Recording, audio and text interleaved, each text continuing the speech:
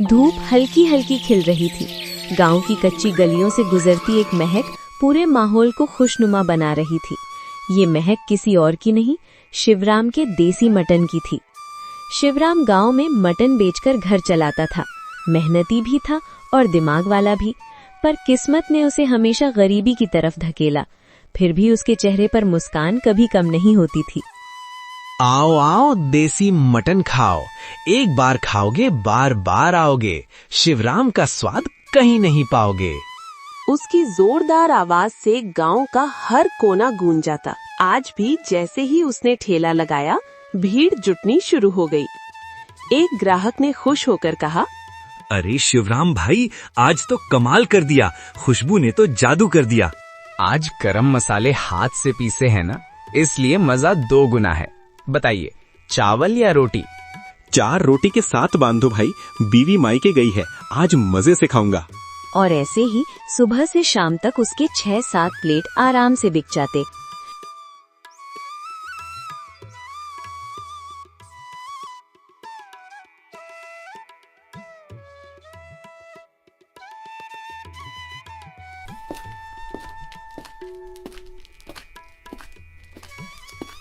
शाम को घर लौटकर उसकी पत्नी सरिता बोली, आज तो जल्दी आ गए, मटन जल्दी बिक गया क्या? हाँ, और आज हमारा बेटा अर्जुन भी तो शहर से पढ़ाई पूरी कर वापस आ रहा है। उसी को देखने को दिल कर रहा था।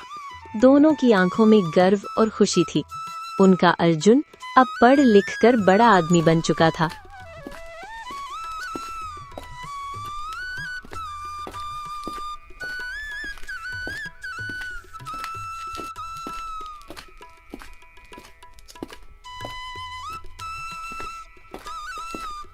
कुछ देर बाद अर्जुन घर में दाखिल हुआ और दोनों के गले लग गया।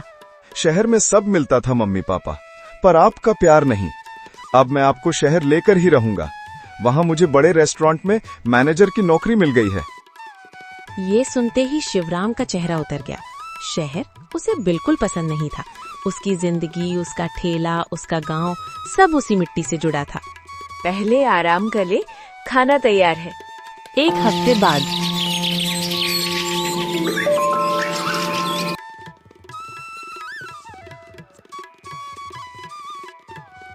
पापा, इस गांव का घर बेच देते हैं या किराए पर लगा देते हैं। अब आप दोनों मेरे साथ शहर चलिए। बेटा, मेरी जड़ें इस गांव में हैं। मैं इसे छोड़कर नहीं जा सकता। मेरा ठेला, ये लोग, ये अपनापन, ये ही मेरी दौलत है। अर्जुन दुखी होकर चुप हो गया। एक दिन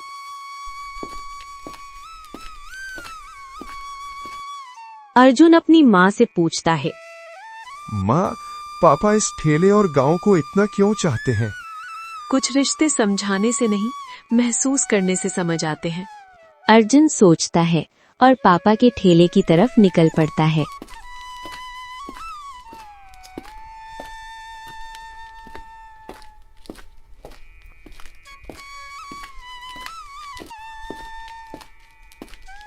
वहां पहुंचकर वो हैरान रह जाता है। ठेले पर भारी भीड़ लगी थी। ग्राहक बोल रहे थे, लाइन में खड़े हुए आधा घंटा हो गया, पर इंतजार मंजूर है। शिवराम का मटन है भाई। अर्जुन के चेहरे पर गर्व आ जाता है। पिताजी, आपका काम तो शानदार है। शहर में भी इतनी भीड़ नहीं होती। नाम अखबार में ना आए इसका मतलब ये नहीं कि इंसान मशहूर नहीं है। अर्जुन ये सुनकर भावुक हो गया।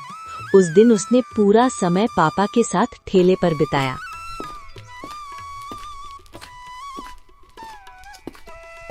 अगली सवाल। अर्जुन जल्दी उठता है और देखता है शिवराम चूल्हे पर देसी मटन धीमी आंच पर पका रहा था। पापा, आप तो असली शेफ हो। मैंने आपके हाथ का मटन तो कभी ठीक से खाया ही नहीं। तेरी दादी ने ये हाथ का हुनर दिया है बेटा, इसी से घर चला है। नाश्ते में अर्जुन ने पहली बार गांव का देसी मटन चखा। पहला निवाला लेते ही उसकी आंखें चमक उठी।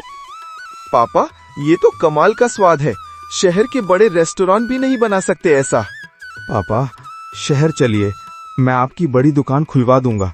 बेटा, शहर में लोग सिर्फ खाना खाते हैं, यहाँ लोग हमारे साथ खाना खाते हैं। पैसा तुझे कमाना है, मैं तो खुशियां बांटता हूँ। अर्जुन सब समझ चुका था।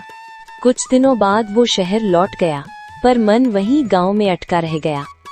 कुछ दिन बाद शाम को शिवराम घर लौटा तो देखता है अर्जुन फिर से गांव वापस खड़ा है। पापा, आज आपका मटन खाने का बहुत मन कर रहा था और मैं सोच रहा था जब आपके हाथ में इतना हुनर है और गांव में आपका इतना नाम है तो मैं शहर जाकर कंप्यूटर में आंखें क्यों दुखाऊं? मैंने कुछ बचत की है और मैं उसी को लेने गया था। शिवराम हैरान रह गया।